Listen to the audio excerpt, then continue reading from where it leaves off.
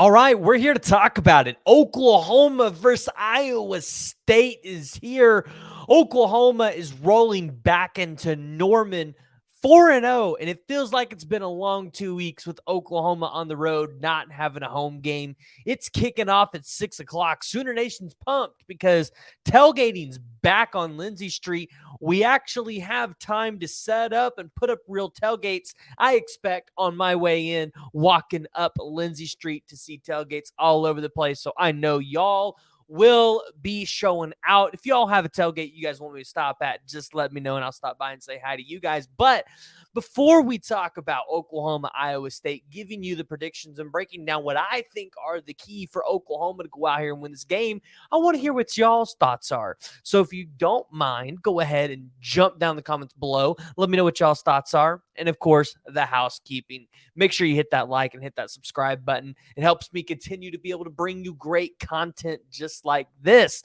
But we got to talk about Oklahoma, Iowa State, because a team that has caused Oklahoma trouble in the past, at least over the past couple of years, you don't expect them to cause problems this year because Iowa State's just not that good, or at least that's what optics show. Iowa State's rolling into Norman 2-2 after losing to Iowa and Ohio, but beating Northern Iowa and Oklahoma State. Now, you might say, hey, well, they beat Oklahoma State, except for Oklahoma State looks like they might be a bottom feeder of the conference this year. So there's not really a lot of weight right now to that game. And at one point, Iowa State was up 2 scores in that game. They allowed Oklahoma State to get back with just in 1 score. So that kind of tells you that, hey, Iowa State, they're not an offense that's going to go out there and just light you up. But on the defensive side of the ball, we know how it is. They're going to run that 3-man front, and it's going to cause Oklahoma problems. Or is it? Because Lincoln Riley ain't here this year, but we all remember the showdown with Oklahoma and Iowa State last year. It was a nitty-gritty game. You even had to have a fake field goal that was in for a touchdown to be able to separate yourself from Iowa State in this game. Now, you look at the overall history of this game between Oklahoma and Iowa State. 79 wins for Oklahoma, 2 ties, and 7 wins for Iowa State. So it's an extremely lopsided victory, and you would imagine that Oklahoma's probably going to get this one to 80 before they leave the Big 12, and they probably won't be seeing Iowa State again unless for some reason they end up in the same conference again. I just don't expect this to be a game that Oklahoma or Oklahoma fans desire to see out of conference. But looking at the game this week,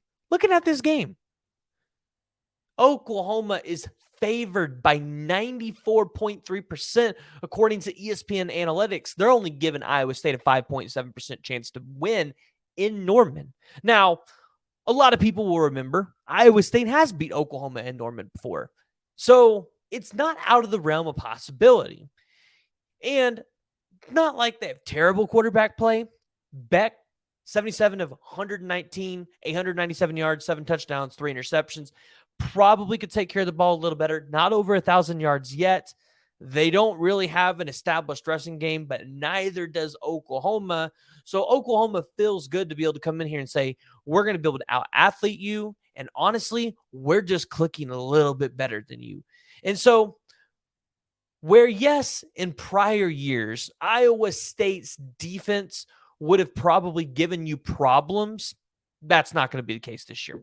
I expect Oklahoma to not only come in here and beat Iowa State, but I expect for them to, I think they're favored right now by 20 points is what ESPN is showing. They're probably going to win this game somewhere upwards to 28 or 35 points, or at least that's how they should win it.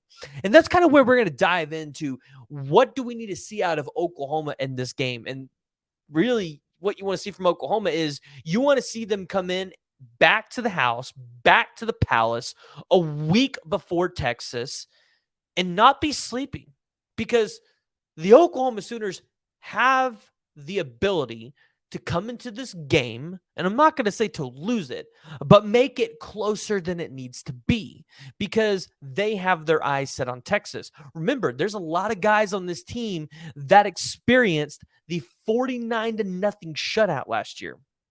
So for Brent Venables and the staff, they have to be able to get these guys ready, and have to be able to get these guys looking at the game ahead of them.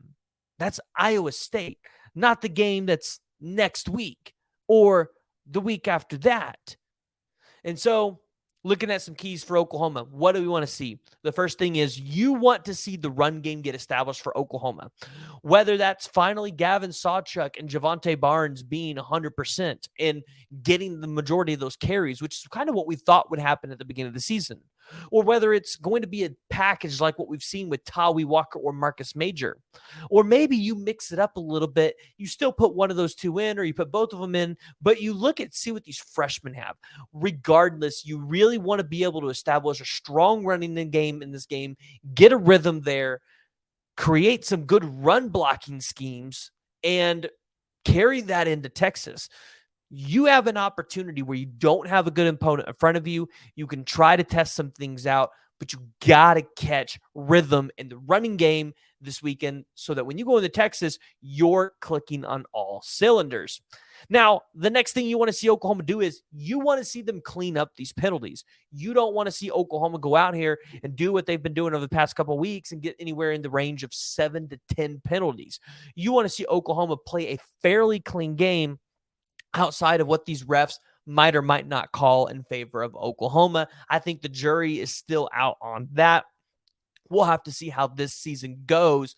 But you want to see Oklahoma not make stupid mistakes on the offensive line. You don't want to see bad pass interference calls. So that's something that we all have to watch for.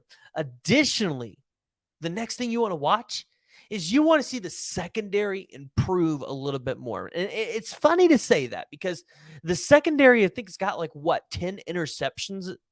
So it's funny to say that we want to see the secondary improve, but you want to see them improve in the way of they're just going to create more pass breakups, maybe keep Iowa State under 200 yards passing, because Iowa State's only averaging 308 total yards this season.